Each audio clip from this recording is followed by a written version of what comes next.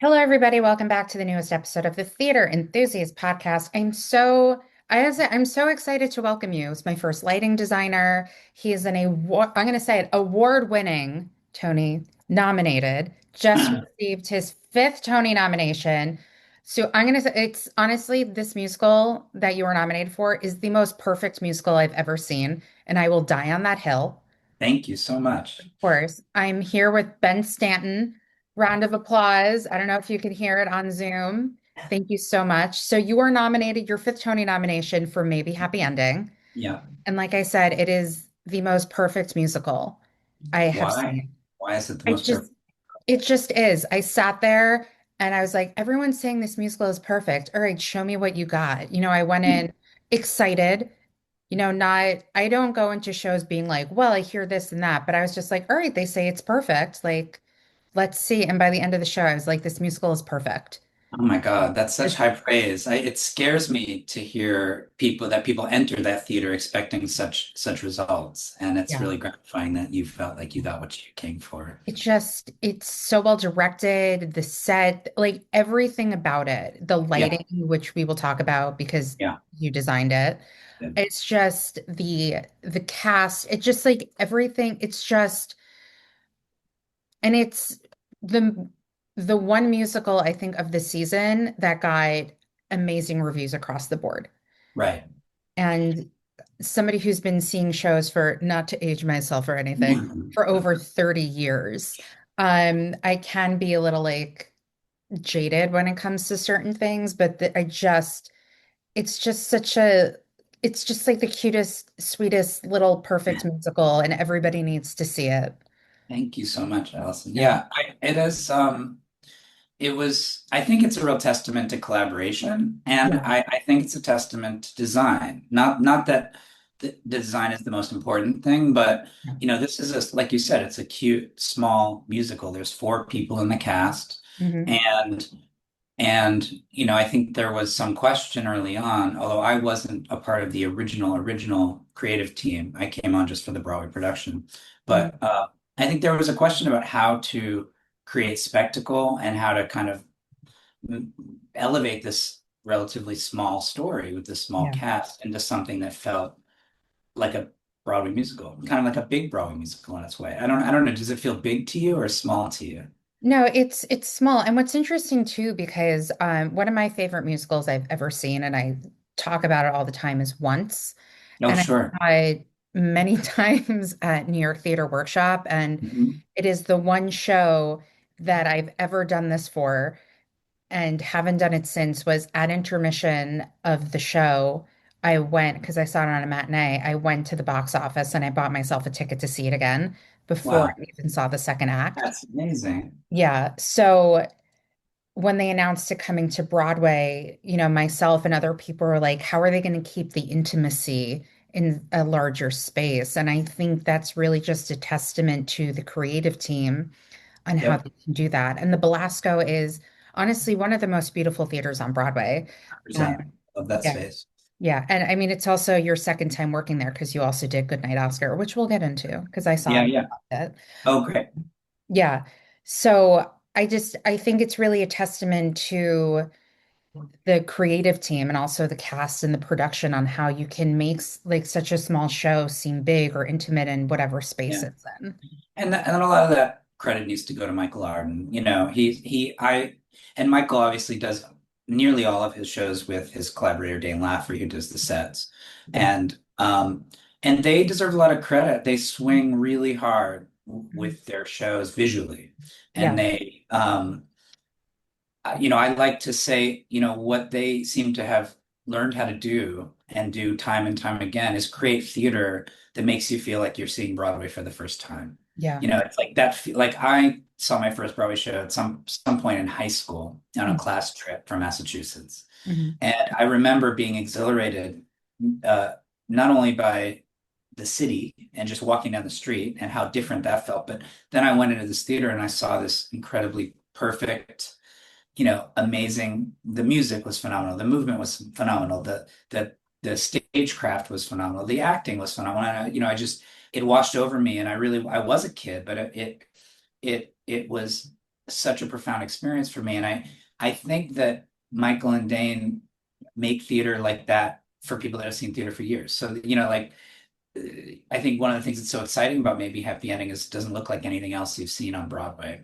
Yeah. And and it is both highly technical and highly complex, but also there's a simplicity to it and a sort of a sort of a beautiful movement to the whole thing. It feels like a song, like a perfectly composed song Yeah. that has all of these different elements, some of which are super complicated, but that's good leadership. I mean, it's good directing. It's Michael is a really has really strong visual ideas. And that shows, I think, because what shows up on stage is not, it doesn't feel like a bunch of different ideas put together. It feels like one idea. And I think, and obviously there were a lot of us working on it, but yeah, I love working with them for that reason. It's really satisfying. And the other projects we did together were Christmas Carol, Hmm. Jefferson Mays Christmas Carol, and the first show that I did with them was Deaf West Spring Awakening. Yeah.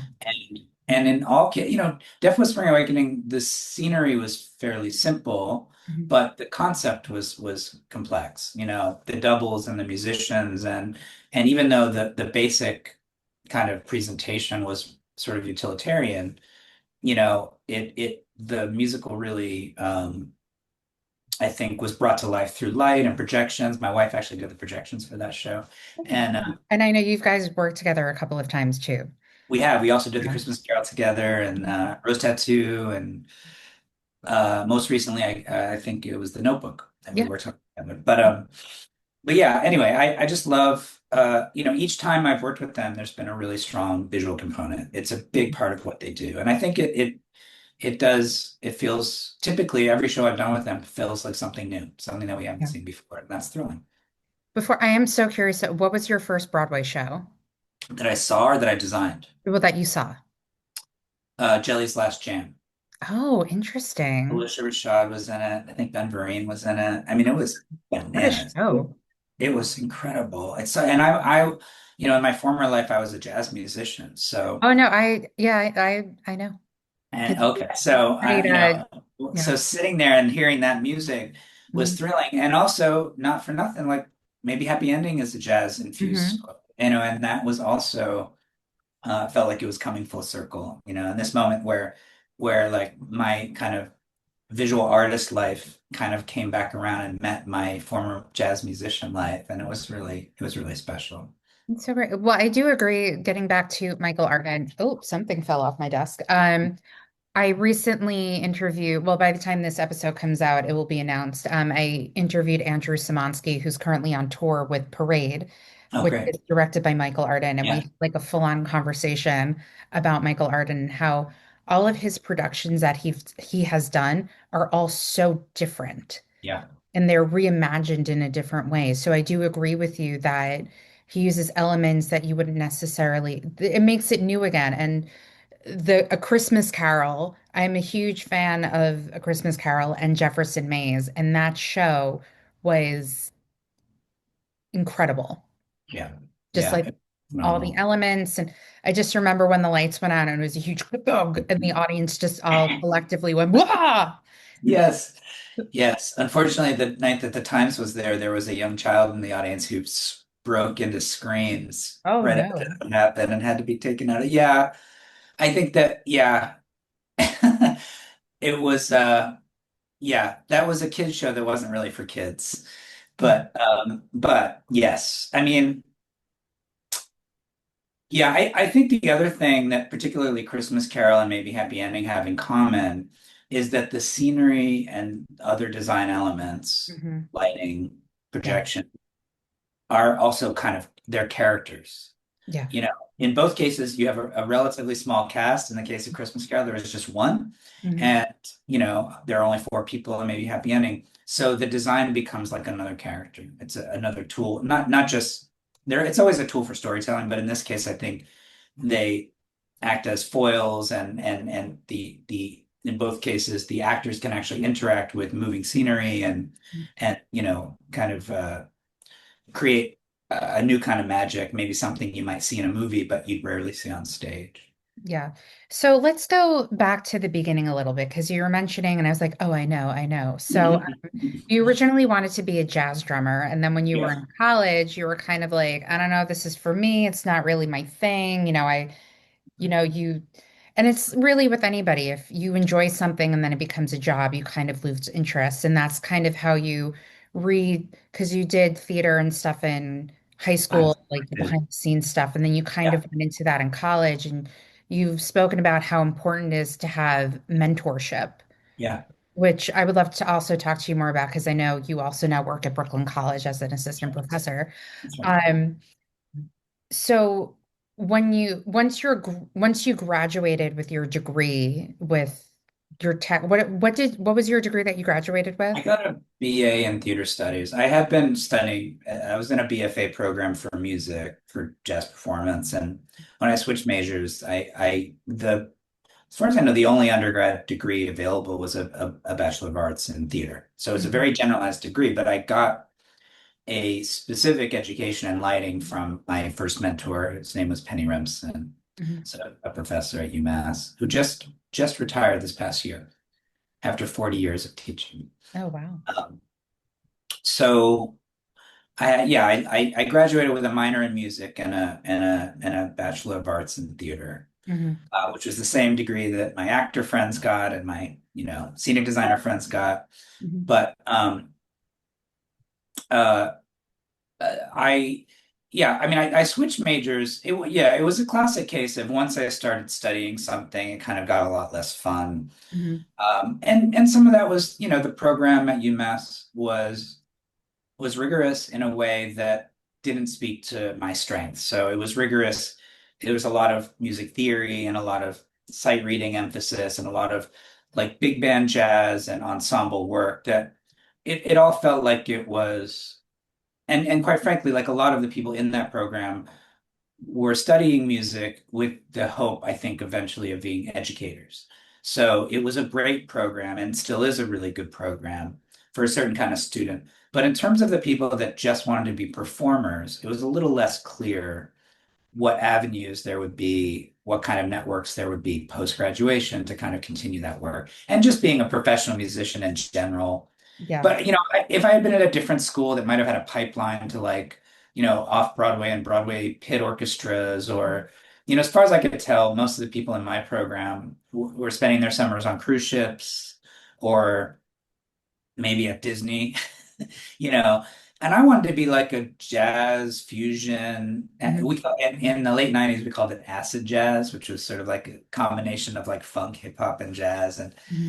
I was listening to all this music and I was playing with people locally and performing all over Western Massachusetts and even in New York a little bit, but I just didn't know I was terrified, frankly. I didn't know what to do after graduation with a degree in music, and I wasn't really sure. I couldn't see. It was just dark. The future was very dark. Yeah. Not like sad, just I couldn't see anything. I didn't know what to do next. Yeah. And I thought, well, I really didn't want to move into my parents' basement after I graduated. I wanted to sort of take another step, and so yeah, and it just so happened that the other thing I really loved doing in high school, and the thing where frankly I met most of my friends, Hmm. my close friends, was making theater. And I gravitated towards lighting. I thought it was interesting. I thought physics was interesting, electricity was interesting, light was interesting. I don't know why exactly, but I was drawn to it. And then it just very conveniently, there was an incredible professor at UMass teaching light. And so when I went into her office and met with her, I left there feeling like this is a person that could become my mentor. And I could already start to see I understood like, oh, you can be an assistant, you can do summer stock, you can do an apprenticeship or an internship. And I guess I felt more comfortable Hmm. understanding these different sort of steps in the process. Hmm. And so I switched majors. It was a really hard decision. Yeah. I hilariously felt like I was making this incredibly consequential decision as a 19-year-old. And that seems silly, except for the fact that it in fact was an incredibly consequential decision. I have not. changed direction since I made that choice. I switched majors.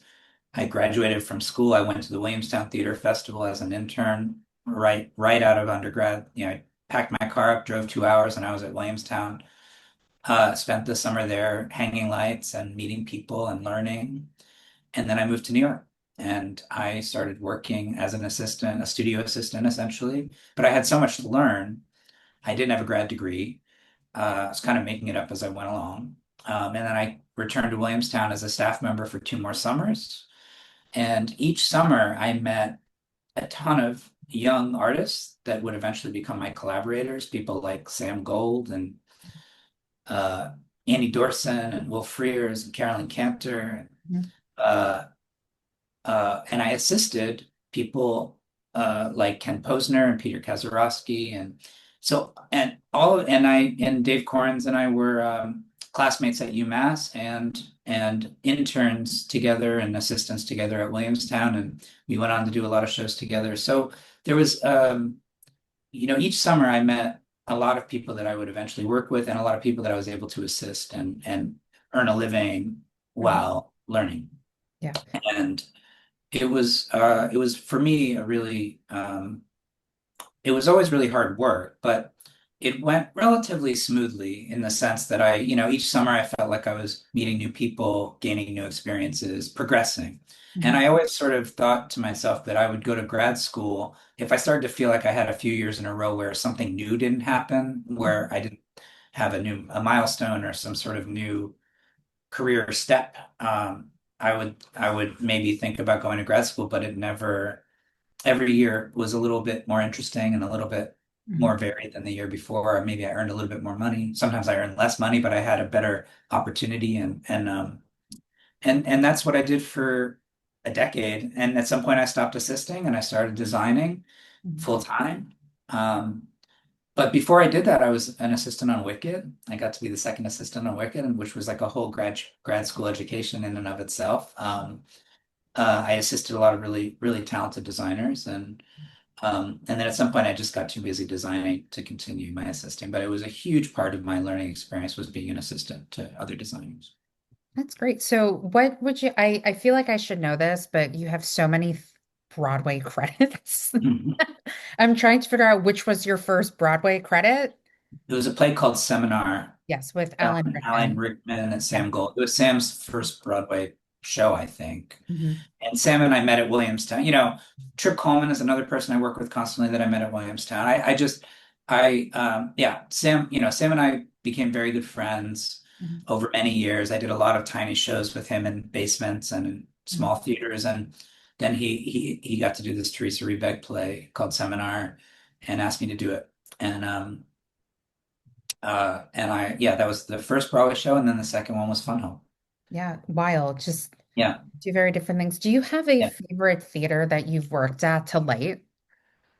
Because you've worked at, let me see if I can figure this out. Okay, I'm gonna do this solely based on the shows. Let's see if Okay. I'm good at this. Okay, so we have the Golden Theater, we have the now, oh my God, formerly Court Theater, which is now the James Earl Jones James Earl Theater. Jones. Yeah. We have, where was Fully Committed? Was the Longacre, Six Degrees of Separation with my name doppelganger, Allison Janney. Mhm. Yeah. Um, we have the Barrymore, we have Vivian Beaumont, we have the now Todd Hayes Theater, Circle in the Square. Spring Awakening was at the now Lena Horne Theater. Then you have the Niederlander Theater, you have the Friedman Theater, you have the Belasco, you have Studio 54, Schoenfeld, and now you're back at the Belasco. Yeah, I mean the Blasco, like you said earlier, the Blasco is just one of the most beautiful buildings I've ever been in. Yeah. I love its location. I Mhm. like that it's not sandwiched between three other Broadway theaters. Well, it's my favorite is I was obsessed with John Leguizamo. They showed I can't remember which show it was that of his that they showed on HBO when I was a kid, but Uh-huh. he calls I don't know if it was that show or he said in an interview, but he says like whatever show is on that side of Broadway is the ghetto side of Broadway. Yeah. I always think that. But I like being over. I mean, Yeah. I mean, I'm very grateful for tourists and I'm very grateful for Times Square. And I always dreamed of working on Broadway, so I'm very grateful when I get to take the train and get off on 42nd Street. But, I don't love trying to fight my way through throngs of people just to get to work, or to get home, even more importantly, try to get out of the theater. And so even just having the Belasco be on the other side of Broadway is just so nice because it's much easier to. Yeah. It's also really close to Bryant Park, which is really beautiful. It's just lovely. Yeah. Working at the Vivian Beaumont was a real honor. I had assisted there. The last big musical I assisted on for Ken Posner was called The Frogs, Hmm. starring Nick Lane and Roger Bart, I believe. Susan Stroman directed it, and and I was the associate lighting designer, and that was I learned so much doing that. But it was also just Lincoln Center is such a legendary place, and I loved going to work there. So to be back there designing years later with the same folks that supported us when I was an assistant was really rewarding. I loved working there. And that's such a unique space, the relationship of the audience to the stage, how deep, huge that space is it really, I've only gotten to work there once and I'd love to work there again because I just have so many visual possibilities in that space that don't exist anywhere else. With this podcast, we manifest things. So we Yeah. can manifest for you Lincoln Center. Yeah, working I'd love to at work the there Vivian again. Beaumont. Yeah, I'd love to. It might not happen tomorrow, but like give it within like the next like 2, 3 years. Thank you. Thank Manifest it for you. you. Okay. And then and I do love Circle in the Square. Fun Home was challenging. I had a certain amount of anxiety going into that process because it was such a delicate, beautiful musical, Yeah. and Sam's choice to put it completely in the round Hmm. was a little scary. Would I be able to light it beautifully from all the four perspectives? And lighting designers rely on a lot of times to make a stage picture. To put it very simply, you rely on a sort of foreground background relationship. Yeah. What's happening behind the actor and then what's happening on the actor and not having that at our disposal was a little frightening. And much like maybe Happy Ending, Fun Home was an example of a show that I went into not being totally sure how I was going to light it and how it was going to work. I went into it hoping, having a very modest expectation, hoping that I could make it look good enough. Hmm.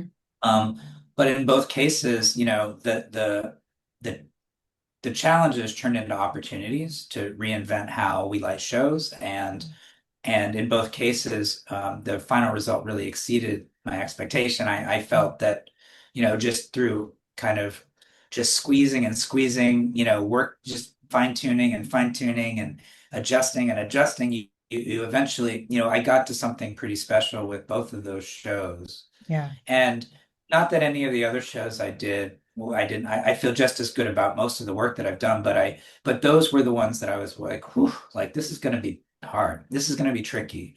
This Yeah. is not a foregone conclusion that this is going to come out looking good. Yeah. And so those feel a little bit sweeter. Hmm. And that they both were, nominated for Tonys also makes that feel a little bit sweeter. Yeah. Well, let's get back to maybe Happy Ending, the newest Tony, Yeah. the fresh newest Tony nomination. Yeah. Because you were saying that there's also hundreds of lighting cues in that show. Like So, 900 or something like wow. that. Yeah. We tallied, I tried to do a rough tally and it was up in the 900s. Oh, Yeah. wow. I think they should have Tony nominations for stage managers now. That's Agreed. Raptor should probably get it. Um, so with something like maybe Happy Ending, how did you approach? Because you said that you were newer to the project going into it, and Right. you've also talked about having discussions with Michael Arden about, because it's in the future and how you're going to light the time of day, and you're just in a room. And I also love this quote. You said lighting designers are responsive artists. So how would you use that? How would you say, like, how do I want to word this? How do you feel that works for something like maybe Happy Ending? Because again, the show is and I also what I will say why I think it's perfect. It wasn't what I expected, and I didn't know what to expect, and how the visuals and the lights worked in the show too is just something that I wasn't expecting to see, didn't know I needed to see that, and it was just so well ex I cannot emphasize enough how like this musical is. It's just it's truly like beautifully done. Yeah. Yeah. Thank you very much for that. It's incredibly kind. I mean, I think I've talked about this a lot, probably too much, but like, I think of this idea of Talk being a about it as much as you want. this idea of being a responsive artist. Hmm. Part of that for me comes obviously from drumming, right? Like I was a responsive artist when I was a drummer. I could play solo, but Hmm. what I really was drawn to was responding to other people's creativity, and responding to it in the moment. Hmm. Respond to it very quickly. Hear something, respond with some sounds, support, and it's also a form of validation. So if Hmm. a trumpet player goes off on a whole thing, as a drummer and as a lighting designer, our role is to find a way to support that, sort of undergird that choice. Oh, you're doing that? I'm going to do this, and it's going to make that sound better.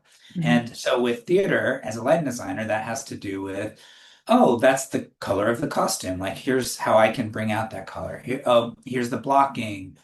Here's what's happening with this set. And, I can reveal the set, the shape of the set in interesting ways. So obviously it's not complete improvisation. I have to go into the process having done a lot of homework to make sure that I put lights in the right place Hmm. and that I have the ability to explore. But once I'm in the theater, I am playing jazz. Like I am hearing and seeing everything that's happening, and I am responding to it. And I usually set up my light plots so that I can kind of like hit that symbol, like, hey, turn on, I talk with my programmer. I have very fast programmers and I work very quickly. I try to work quickly because lighting also only exists in the time that you experience it on stage. So if you sit in a light cube for an hour, Hmm. you're not really seeing it anymore. Hmm. So the faster that I can respond Hmm. to what's happening on stage and create a look, even if it's not perfect, and Hmm. then we can move on. Like the more pace I keep, the closer we are to the real conditions of the show. And frankly, the sooner that we can get back and actually run it and see what we've done, which is so important. The context of lighting is everything. How long you're sitting in a queue, what you were looking at right before that, what you're looking at right after that. All of that matters. And that's the same with music. Yeah. So for me, uh, those things are kind of like locked for me no matter what the show is. That's how I design shows. I Yeah. prepare myself with lots of contingencies. I hire really good programmers and really good assistants so that I can move at a pace. And Hmm. then I basically get in that room. I mean, we've had a lot of conversations, we've had a lot of meetings. I understand the story I'm trying to tell, Hmm. but I'm not wedded to an intellectual idea. I'm responding to what's right in front of me Hmm. from a visceral place, and that's how I like the shows.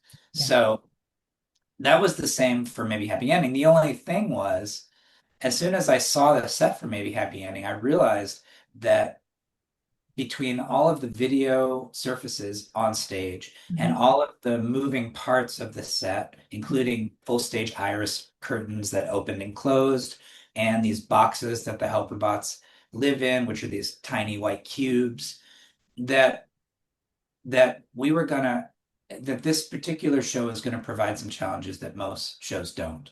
Hmm. And so before I was able to play jazz, I had to spend days with the scenic design team Hmm. figuring out how to install lighting in hidden places inside the sets and behind all the portals. And Hmm. I had to figure out a system for how are we going to track the opening and closing of the portals with, each portal is lined with light.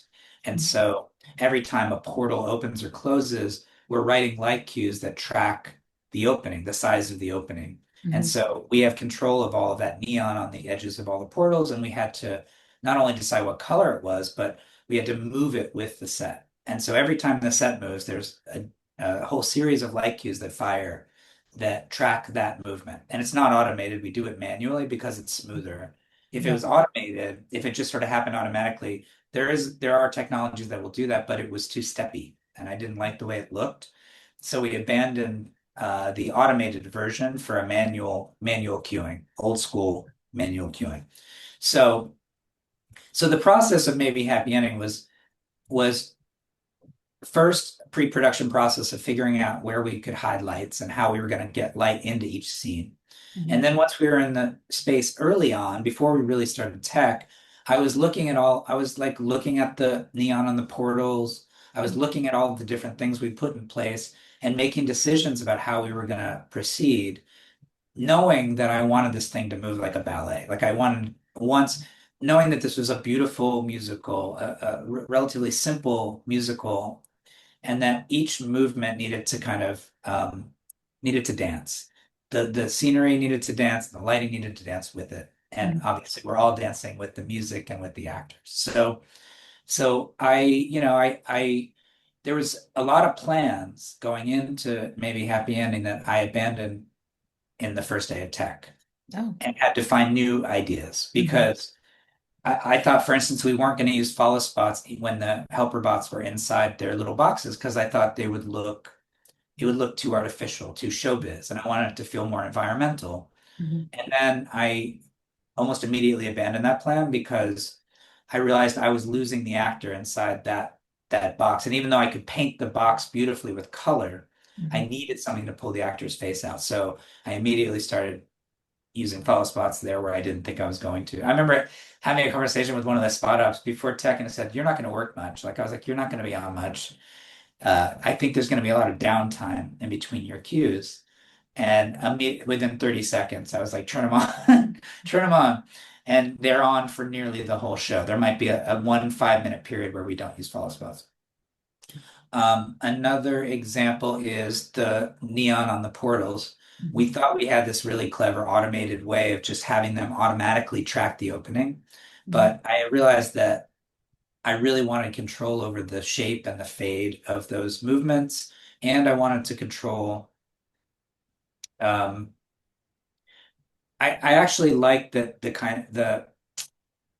the corners of the portals don't always meet perfectly, that it feels a little sketched. It feels a little like hand done. And I kind of like that detail, but that's only something I could do if I was doing it manually. So lots of things. And that happens on every show. You have an idea and you get into the room and then you change it. But for maybe Happy Ending, there was so many obstacles. Yeah. The most obvious ones are just walls and ceilings and portals and video panels everywhere you Yeah. look. So just figuring out where we're going to put the lights was a process. Yeah. I'm curious to know what the preparation has preparation started yet for you for the tour that they announced? Not for me. Okay. I'm very curious to hear. I think we're all focused on the next 2 weeks Got to it. see what happens. I assume that I'll start hearing more about how the set needs to be adapted for a tour. The Broadway version, I think, would be challenging to tour. It all depends on the specifics of the tour, the logistics, how long we have to load it in, how many Mhm. trucks we're going out with, all those things. But I was thrilled to see it announced, and but I can't say that we have started working on it yet. I was very excited when I saw it announced too. So Me I too. was like, Yeah, oh, the world can see it now. I Uh, know. so what did I want to ask you? Do you go into seeing shows like as a person who, I don't know how frequently you see shows, but for me, when I see a show, I'm not going into like, I mean, no offense to me being like, when I went into maybe Happy Ending, Right. but because I'm such like a theater enthusiast nerd and whatever, people are like, do you go in like thinking a certain way? Say, no, I go into a show just to enjoy it. I'm not going to go there to like critique it or anything. Do you go in there to be like, let's see what this lighting design is, or do you just go in to enjoy it? I I find it a little hard, honestly, to turn my brain off. Like the part of my brain that is curious about this technical thing or that thing. I'll be looking up a little bit to see what they're using. And, Mhm. but I think it's a sign of a really good show when I start to forget all that and just sort of get absorbed in the story. Mhm. The truth is, I see a lot less than I ought to these days because my wife and I are both theater artists and we have two small children. So, if I'm not in tech or in previews for a production of my own, I often these days I choose to be home with my Mhm. boys, and that's important to me. So I miss out on a lot. I really want to see some of the shows that we're up against, and I really want to see the lighting designers show work that, I know all the lighting designers for the most part that are in my category and in all the other categories. And I love this community and I love celebrating work, but right now, I spend so much time in theaters working that any free time that I have, I usually try to spend at home with my kids. So, and my wife. If we're both, if one of us isn't in tech, a lot of time Lucy's in tech right now. Mhm. So I'm home on my own some nights this week, but that's kind of the thing. So I wish I could see more. Although the good news is that because I'm depriving myself of seeing so much theater, I think that when I do go see theater, I'm pretty excited. It feels like I'm in a foreign country and I'm like, seeing something like rare. But yeah, I'm critical. I think about the lighting. I think about, if it's working, I think about why. If it's not working, I think about why. I Mhm. like to, you know, I like to I like to dissect stuff. I like to figure out why it's apart from my own education. I'm also a professor, so I'm interested in, the conversation around what makes theater work and Mhm. why and when and where. I love thinking about how the venue Mhm. impacts a play or a musical, especially now that I'm starting to move more shows from one place to another, either from off Broadway to Broadway or from Chicago to Broadway. Mhm. And just the physicality of the space itself has a huge impact on the lighting, believe it or not. Yeah. The relationship of the audience to the stage has a huge impact on things that work in one space feel off in another. And I'm fascinated by that. Yeah. I think that the relationship between the work and the buildings, or the venues, is fascinating and not part of the conversation as much as it should be. Yeah. Well, no, I mean, because we did talk about it earlier about how you were saying, you know, the show being so small and it being at the Belasco, did it still feel intimate? And then I talked about once. So Yeah, I do agree with that because you yeah, have, something from New York Theater Workshop going into, a larger space. So I do right, agree with that. So we talked about you loving to work at the Vivian Beaumont. And I did say to you before, I always ask people if they have any dream roles or projects. So I'm going to tweak it a little bit. great. If you can have your dream venue, which we're just going to say now is the Vivian Beaumont, what Okay. would be your manifestation show to light there? Hilariously, I probably would have said Floyd Collins a year ago, because I love that musical so much. And I worked with Adam Gettle on Days of Wine and Roses last season. Oh, wow. And the first thing I said to him was like, I love Floyd Collins. I love that music. So, but that's already been done. Well, that's So good. In another like 10, 20 years from yeah, now, they I'll can do it bring then. it back. The other musical that I love, and I don't know that Lincoln Center is the right place for this musical, honestly. And I just like that. I just like that venue for the sheer size of it, Mhm. Well, so let's say now any But like dream shows, my project, other whatever you want to work on. my other like my other like the show that stayed with me that I feel really connected to and love deeply is Passing Strange. Mm. Wait, Passing Strange. Passing Strange. Yeah. Yes, Passing Strange. Stu. Yes, Stu. I was just making sure I wasn't saying Strange Loop, which I also love, Yeah. but I'm thinking of Passing Strange. Which I just love everything about that musical. I love the way it was directed. My friend Annie directed it. I love the way it was designed. I assisted Kevin Adams for years and he designed the lights on that show, and I thought he did a great job. I think he won a Tony for it. Obviously, a new production wouldn't have anything to do with that production in terms of the visuals or anything like that, but I just loved the story and the conceit of it. I liked that we were in the room with those players. I liked that there was a narrator Yeah. speaking to us and playing music, and I just love the story. And it's a beautiful story. And as a parent, as someone who was a kid seeking some sort of magic in my life, some sort of new path, something atypical, something artistic, I can relate to the character sort of Stu as a young man, and then also the sort of the relationship between that character and his mother, I can also now relate to as a parent, and I love that musical so much. And yeah, I don't know if I'll ever have a chance to work on a version of it, but I'd be very happy to even see another version of it Yeah. someday. I Well, also don't know how it would work without Stu, yeah. someone else in the role, but I love that musical.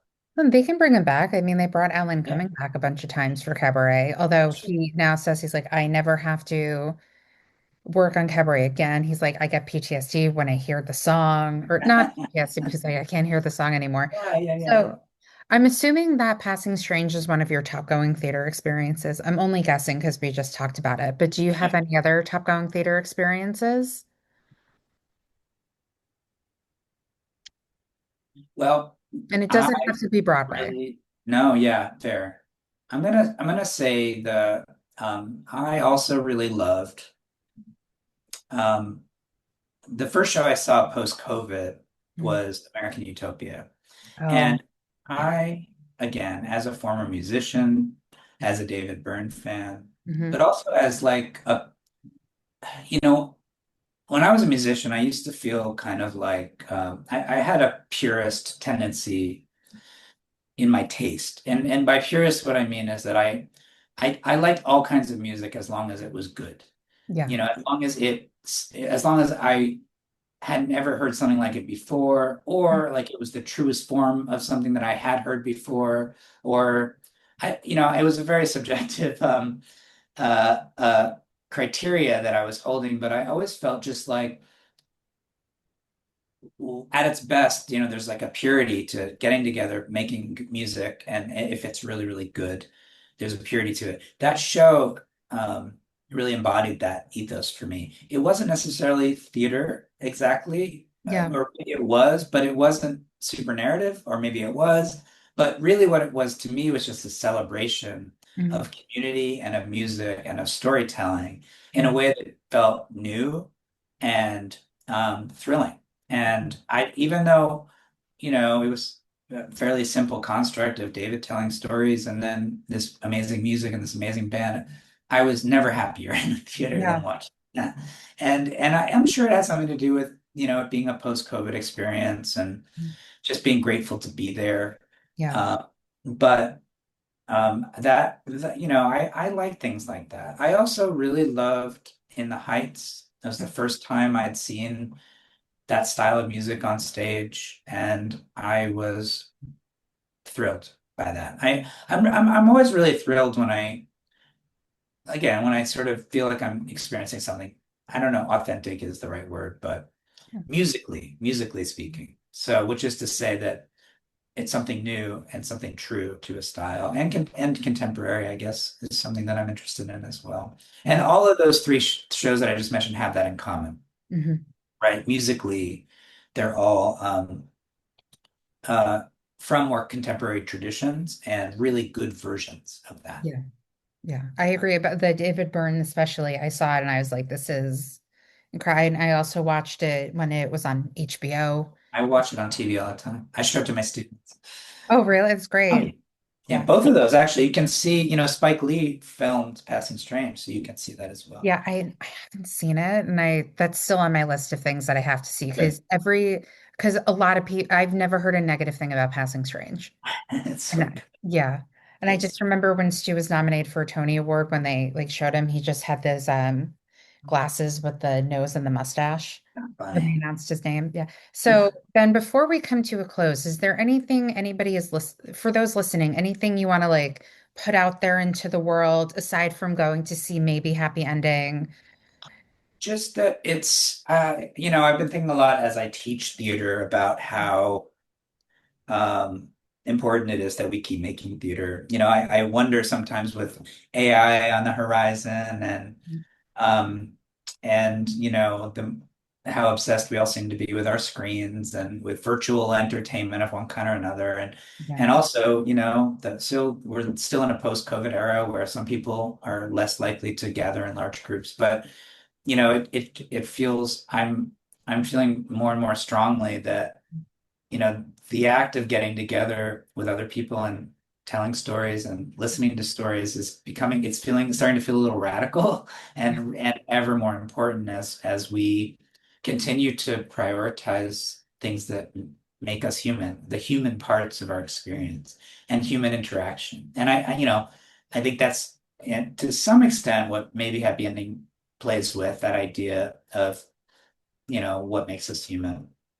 And for me, making theater and seeing theater or live music or going to church or going to a sports game, just go be with other people. Mhm. It feels incredibly important. And when I think of it in those terms, I feel that the training I'm giving my students is worthwhile because I do think that, or at least I hope and have a fair amount of confidence that we will, as a society, continue to crave human interaction and not just settle for things we can watch in our living rooms and